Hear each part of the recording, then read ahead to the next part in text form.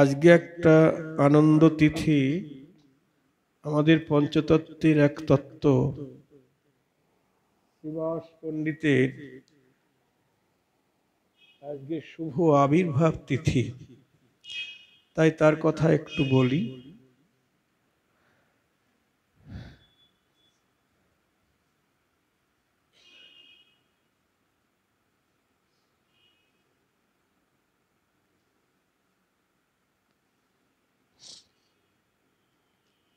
শ্রীবাস পণ্ডিত হলেন শ্রী চৈতন্যের শাখা, পঞ্চতত্ত্বের অন্যতম। এনাকে আবার শ্রীনিবাস বলেও ডাকা হতো। পূর্ব অবতারে তিনি দেবর্ষি নারদ পূর্বলীলায় মহাপ্রভু নবদ্বীপ যখন ছেড়ে সন্ন্যাস নিয়ে চলে গেলেন, তখন মহাপ্রভুর বিরহ সইতে না পেরে তিনি কুমারহট্টে গিয়ে বাস করেন।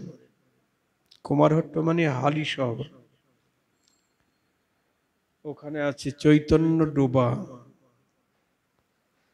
আপনারা হয়তো অনেকে গিয়েছেন, যারা যান নাই অবশ্যই যাবেন। হালি শহর স্টেশন নেমে যেতে হয়। ওখানে ঈশ্বরপুরীর শ্রীপাঠ, ঈশ্বরপুরীর জন্মস্থান হালি শহরে কুমারহট্টে। মহাপ্রভুর গুরু ঈশ্বরপুরী।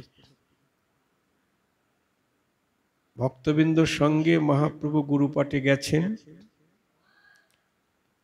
তা সেখানে গিয়ে ধুলা নিয়ে মহাপ্রভু গায়ে মাথায় মাখছেন। গুরুদেবের শ্রীপাঠ, ধুলা নিয়ে গায়ে মাথায় মাখছেন। তখন ভক্তগণও সঙ্গে সঙ্গে সেখানকার ধুলি নিয়ে গায়ে মাথায় মাখছেন। এই করতে করতে সেখানে একটা ডোবা তৈরি হয়ে গেছে। ডোবা মানে পুকুর হয়ে গেছে একটা। নিতাই গৌর হরি বল। এই জন্যে ওই ডোবার নাম হলো চৈতন্য ডোবা। হ্যাঁ, কুমারহট্টের ওই স্থানের নাম হলো চৈতন্য ডোবা। চৈতন্য ডোবা বলেই বেশি প্রসিদ্ধ। তাই শ্রীবাস পণ্ডিত ওখানে চলে গেলেন। মহাপ্রভুর বিরহ সইতে না পেরে নবদ্বীপ ছেড়ে চলে গেলেন। জয় রাধে। কুমারহট্টে গিয়ে ওখানে বাস করতে লাগলেন।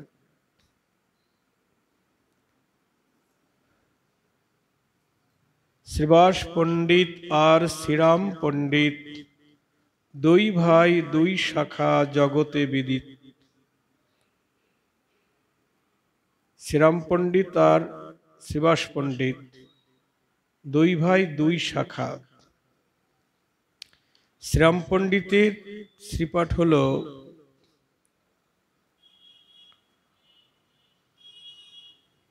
বাগনাপাড়ায়, বা তিনি রামাই পণ্ডিত বলেও খ্যাত। বাগনাপাড়া, বাগনাপাড়া স্টেশন নেমে ওখান থেকে যেতে হয়। শ্রীবাসীর ভাই শ্রীরাম পণ্ডিত। দুই ভাই, দুই শাখা জগতে বিদিত। শ্রীপতি শ্রীনিধি তার দুই সহোদর, চারি ভাইয়ের দাস দাসী গৃহ পরিকর।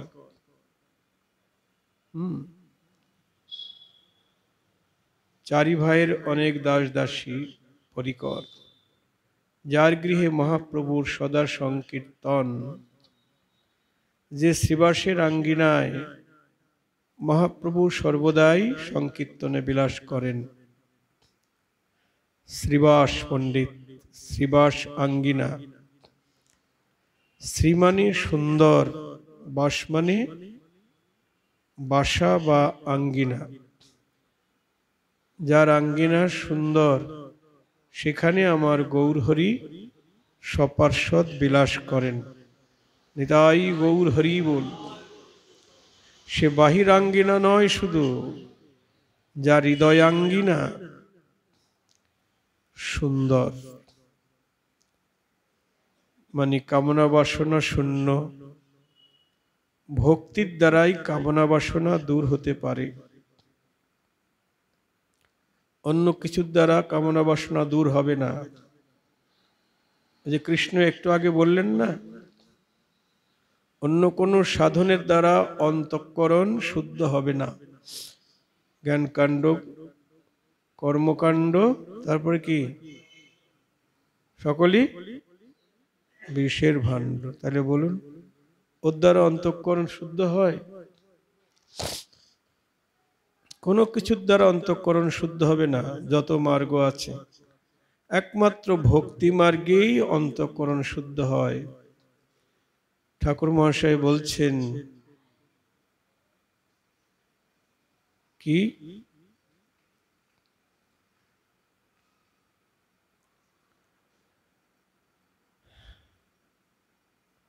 সার্থক ভজন পথ সাধু সঙ্গ অবিরত, শরণ ভজন কৃষ্ণ কথা, প্রেম ভক্তি হয় যদি তবে হয় মন শুদ্ধি, তবে যায় হৃদয়ের ব্যথা।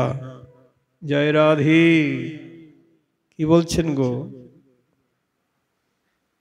প্রেম ভক্তি হয় যদি তবে হয় মন শুদ্ধি, তবে যায় হৃদয়ের ব্যথা। প্রেম ভক্তি অন্তরে না জন্মালে অন্তঃকরণ শুদ্ধ হবে না। হ্যাঁ, এই জন্যই তো মহাপ্রভু শ্রীবাস অঙ্গনে বিলাস করলেন। শ্রীবাসের অন্তঃকরণ কত শুদ্ধ!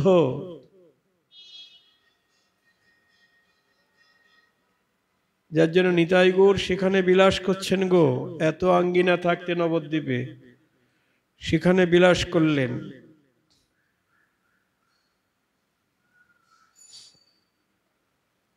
কত শুদ্ধ হৃদয়! গৌর জন্য, গৌর হরির জন্য তার অন্তরে কত প্রেম!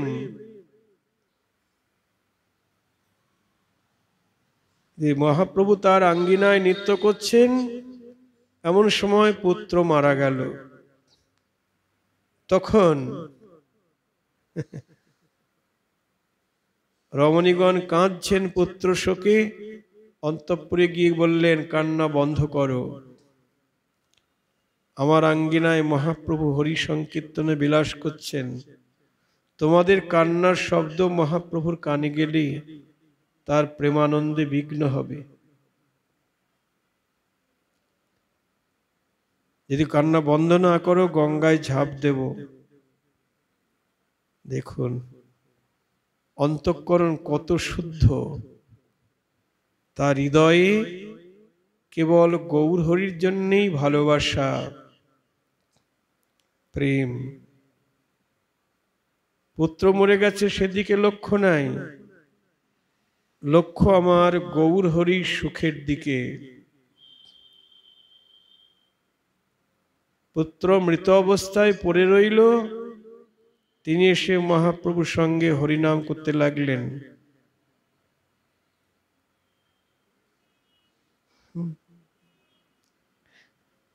মহাপ্রভু অন্তর্যামী হঠাৎ নিত্যে ভঙ্গ দিয়ে বলছেন, প্রভু শ্রীবাস, আমি অন্তরে আনন্দ পাচ্ছি না কেন নিত্যে? তোমার ঘরে কোনো অমঙ্গল হয়নি তো? শ্রীবাস বলছেন, অমঙ্গল? আমার ঘরে অমঙ্গল আসবে কি করে? তুমি সর্বমঙ্গলময়। যে আঙ্গিনায় সর্বমঙ্গলময় সপার্ষদে বিলাস করছেন, সেখানে অমঙ্গল আসবে কি করে? নিতাই গৌর হরি বল। কি কথা গো! পুত্র মরে গেছে, ও কথা বলছে না। আমরা তো বলতাম, তুমি কেমন ভগবান যে তুমি আমার আঙিনায় থাকতে আমার পুত্র মারা গেল। আমার মতো ভক্ত তো এইটাই বলতাম, কিন্তু কেমন বিশুদ্ধ হৃদয়। বলছে আমার ঘরে অমঙ্গল আসবে কি করে? এক ভক্ত বললেন, প্রভু কিছুক্ষণ আগে শ্রীবাসের পুত্র মারা গেছে, প্রভু যেন কিছুই জানে না। বললেন তাই? শ্রীবাস তোমার পুত্র মারা গেছে? শ্রীবাস বললেন, পুত্র আমার তো কেউ নেই, তুমি তো আমার পুত্র, তুমি ছাড়াই আমার আর কেহ নাই, তুমি আমার মাতা পিতা পুত্র স্বামী, তুমি ছাড়া আমার আর কেহ নাই, তুমি মাতা পিতা পুত্র স্বামী। ওহে কাঙালের ঠাকুর গৌর হরি, তুমি আমার মাতা পিতা পুত্র স্বামী, তুমি ছাড়া আমার আর কেহ নাই। এ জগতে পুত্র কখনো স্বামী হয় গো? হয়? কিন্তু গৌর হরি সবকিছু, মাতা পিতা পুত্র স্বামী সব, বন্ধু সব। অমনি মহাপ্রভু শ্রীবাসকে বুকে জড়িয়ে ধরে বললেন,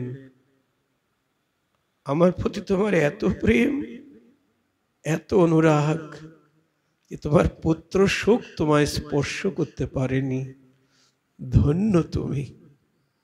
মনে মনে ভাবছেন, এমন ভক্তকে ছেড়ে আমি কেমন করে যাব, মানে সন্ন্যাসী তো যেতেই হবে।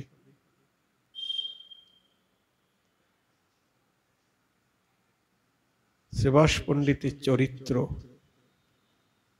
শুদ্ধ ভক্তের চরিত্র। আমরা সংসার করছি, আমাদেরও পুত্র পরিজন আছে, কিন্তু এরকম অন্তঃকরণ কয়জনের আছে গো? সংসারে থেকেই তাকে পেতে হবে, কিন্তু শ্রীবাসের মতো সংসার করতে হবে। সেন শিবানন্দ, রায় ভবানন্দ, এনাদের মতো সপরিবারে গৌরগোবিন্দের ভজন করতে হবে, তবেই সেই সংসার করার সার্থক হবে। আর না হলে ভূতের ব্যাগার খাটা হবে। হ্যাঁ, আমি হরিভজন করলাম, আমার স্বামী করছে না, কি আমার স্ত্রী করছে না, আমার পুত্র পরিজন তারা করছে না। একটু আগে একজন ফোন করেছে, বাবা আপনার কাছে আমি দীক্ষা নিতে চাই, আমি এমনি প্রসাদ খাই, নিরামিষ খাই। তুমি একা নেবে? তোমার বয়স কত? বললে 68 বছর। তোমার গৃহিণী আছে না? বলছে আছে। উনি নেবে না দীক্ষা? না, উনি এখনো ওই সংসারের মোহে আছে। তো দেখুন কি দুর্দশা মানুষের। তা সংসার করতে গেলে সপরিবারে করতে হবে, তবেই সেই সংসার করা সার্থক হবে।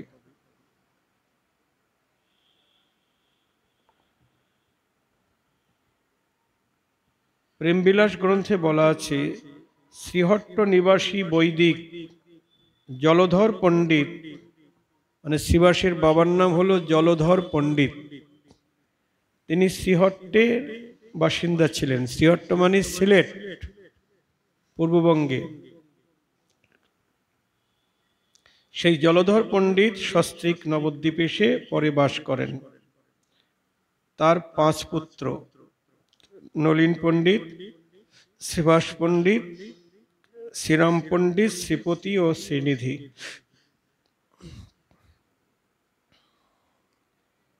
কুমারহট্ট নবদ্বীপে এদের বসতি ছিল।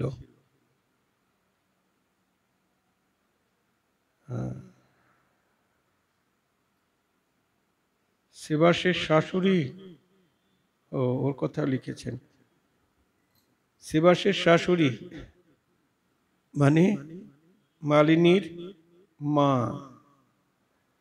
তিনি হরিভক্ত ছিলেন না। একদিন মহাপ্রভু তো প্রতিদিনই নিত্য বিলাস করেন, তা শ্রীবাসের শাশুড়ি মানে মহাপ্রভুর ওই রং ঢং দেখবার জন্যে ডোলের মধ্যে লুকিয়েছিল, ধানের ডোল আছে না, ওর মধ্যে লুকিয়েছিল। তো মহাপ্রভু তো অন্তর্যামী, বলছে শ্রীবাস আমি নিত্যে আনন্দ পাচ্ছি না, তোমার আঙিনায় কোনো বিজাতীয় লোক ঢোকে নাই তো? শ্রীবাস খুঁজে খুঁজে, সবাই খুঁজছে, কেউ পায় না বিজাতীয় লোককে, ধানের ডোলের মধ্যে লুকিয়ে আছে। শ্রীবাস খুঁজে খুঁজে পেয়ে গেছে শাশুড়িকে, অমনি চুলের মুঠি ধরে তাকে বের করে দিলেন। কারণ বিজাতীয় লোক তো, বিজাতীয় লোক থাকতে প্রভুর আনন্দ হয় না। অন্তরঙ্গ লয়ে করে রস্য আস্বাদন। পরে অবশ্য শ্রীবাস পণ্ডিতের শাশুড়িকে মহাপ্রভু কৃপা করেছেন।